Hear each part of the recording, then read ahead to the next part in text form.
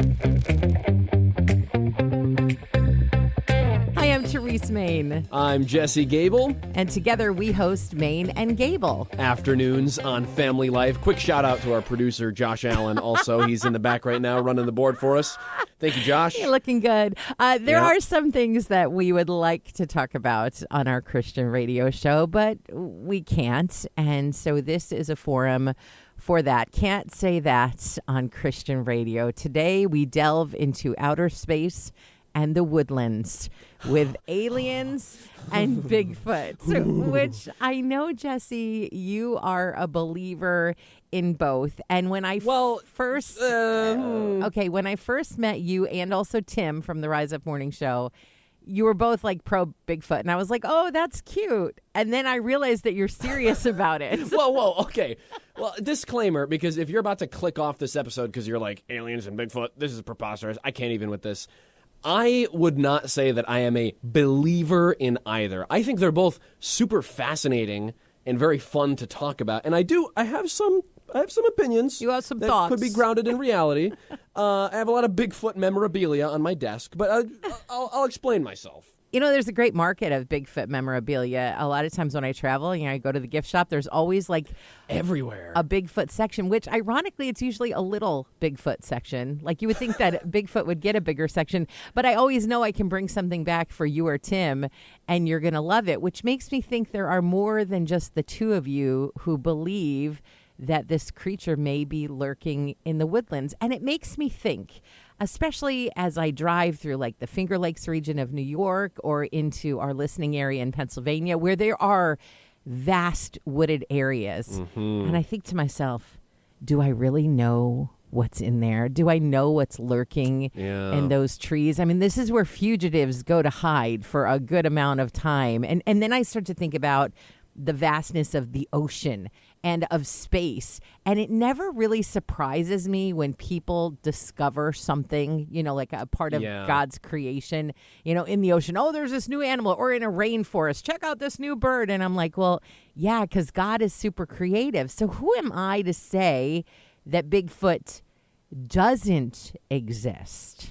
I would say I'm less supportive of Bigfoot than I am of aliens, and I'll get into that. But Bigfoot, the hardest thing for me is like no fossils, no DNA. Are we sure? Like that seems pretty condemning. But there are, like you said, vast wildernesses. Who knows what's out there? And there are stories. I think the most compelling thing about Bigfoot is just the eyewitness accounts. Yeah. And there's people who will say, this is what I saw. I did not write a book. I did not make money off of this. In fact, I sold my property at a loss because this was really freaking out my family and my kids.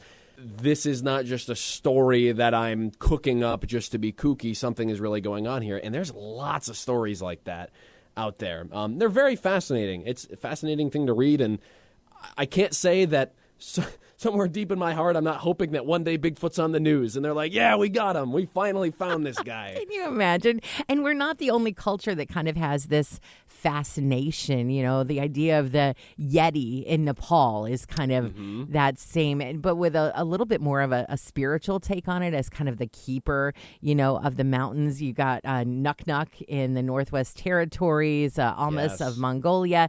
This idea that there's a creature covered in fur that walks on two legs. So it's different than an ape. This is not that kind of a creature. And some people say, hey, if you look in Genesis, Esau was born covered with hair.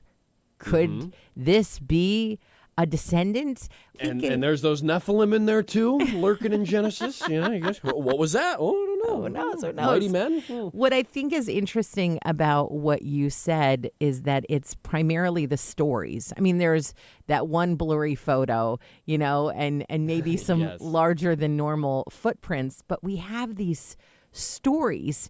And I think about how quick we are to dismiss people's stories, but really isn't the Christian testimony that? Like when I share the story of what God did in my life, it's deeply personal. And that's how most people come to accept the Lord, is they hear someone else's story. And so while we want to go, oh, no, that's not true, I also know that stories are deeply personal and they can be very convicting. So maybe we shouldn't be so quick to dismiss somebody's tale of a upright, furry, man-like creature in the wilderness. But you believe more in aliens. And at first I was like, come on. Come on, Jesse. But the more I think about it, I'm like, there's sometimes is so much evidence that you can't ignore the possibility. Yeah, one thing that I always point out is there are very, very few people. There are some skeptics out there, but there are very few people who have actually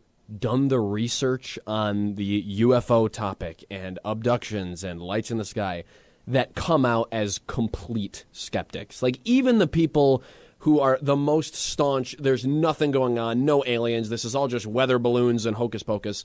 If you actually look at what is going on, at what has been seen, what's been videotaped, what's been caught on military radar, it's hard to say, nah, it's all just made up.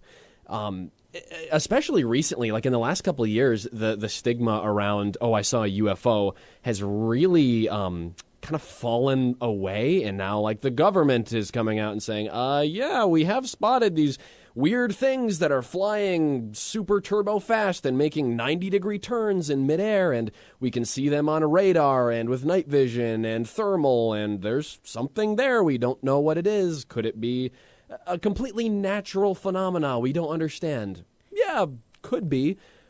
Or it could be something else, and we don't know.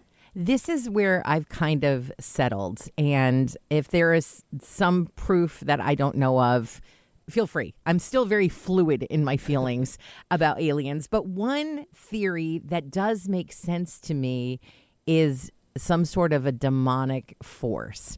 I don't believe that there is life on other planets. And the reason for that, here's my logic, is that God made life here. He made great care here. There's something about this place, this earth that we live on, that is special to our Creator.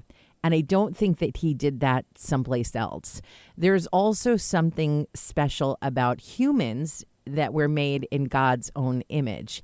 And so the pictures that you see, the drawings of aliens, they're very different than we are. And I can't wrap my brain around God creating another kind of life that was so starkly different because we're made in God's image. So I don't know. Is there life on other planets? I don't know. But I think to myself, what a wonderful world. I do feel like there is the possibility that the things that people see, the experiences that they have, could be from a different spiritual realm. And I don't put it past the enemy, Satan, who is real, who does not have dominion over the earth, but certainly has presence on the earth. Prince of the power of the air. Yeah, and what I does think that to entail? myself, the air is kind of where you see a lot of this alien activity. And I also believe that part of the explanation for the rapture will be abduction by alien. That as Christians are taken into the air, people who are left behind will say, it was some sort of an alien abduction. And so in that regard, I go, well, maybe aliens being connected to Satan is not that far of a stretch. I don't know. Like I said, it's all very fluid. It's just one of those things that we love to talk about just in our regular life that we obviously can't say that on Christian radio. I am also in the camp of I don't really see a lot of evidence for there being life on other planets specifically. However, I don't like when people use that argument of like, well, God didn't create aliens in Genesis in the 6 days of creation, so obviously they're not out there.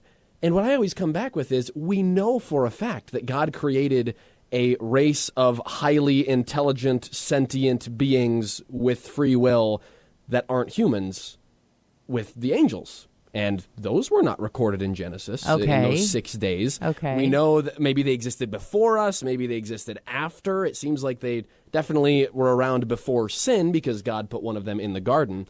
And so in that regard, I don't want to put anything past God just because he didn't tell us about it. There's actually some interesting data right now.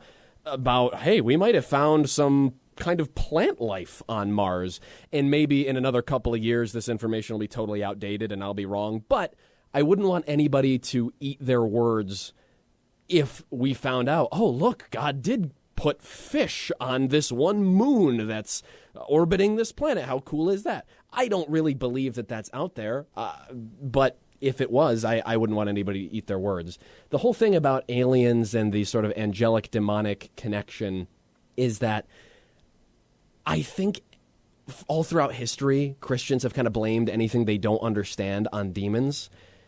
And while I do think that it's possible that what we see in the sky sometimes might have some spiritual connection, I'm always hesitant to broadcast that because, like, electricity was demonic at one point, and rock and roll music was demonic, drums were demonic at one point, TV and movies, that's the work of the devil.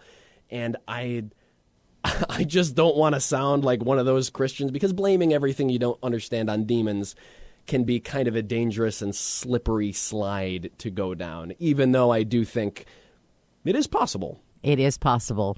We could do another episode on the Loveland Frogmen and the Snallygaster and the Jersey Devil and the Chupacabra and the Dover Demon, the Mothman. Okay. Stay tuned. Can't say that on Christian radio.